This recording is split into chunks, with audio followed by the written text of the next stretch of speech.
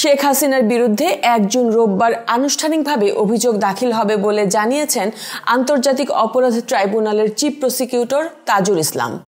তাজুল ইসলাম বলেন, বিচারের কাজ পুরোদমে এগোচ্ছে, তবে তদন্ত শেষ করতে যুক্তিসঙ্গত সময় লাগবে।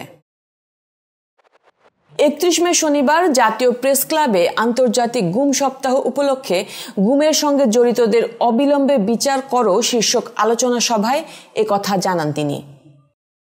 তাজুল ইসলাম বলেন, 10 থেকে 15টি উল্লেখযোগ্য গুমের ঘটনার তদন্ত সম্পন্ন হয়েছে। জুন মাসের মধ্যে প্রতিবেদনগুলো পাওয়া যাবে। তিনি আরও বলেন, অপরাধের কাঠামো এবং অপরাধী সম্পর্কে আন্তর্জাতিক অপরাধ ট্রাইব্যুনাল মোটা দাগে তথ্য চিহ্নিত করতে পেরেছে। তবে গুমের সঙ্গে জড়িত ব্যক্তিদের গ্রেপ্তারের ক্ষেত্রে কিছুটা বাধা থেকে গেছে। গ্রেপ্তার নিশ্চিতের বিষয়ে আমরা কাজ করছি।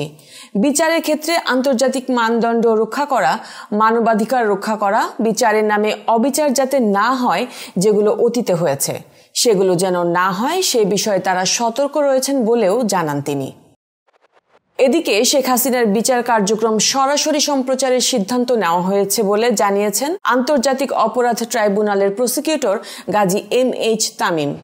তিনি জানান, রবিবার সকাল 9:30টায় কোর্ট প্রসিডিংস বাংলাদেশ টেলিভিশনের মাধ্যমে ট্রাইব্যুনালের অনুমতি সাপেক্ষে সরাসরি সম্প্রচার করা হবে।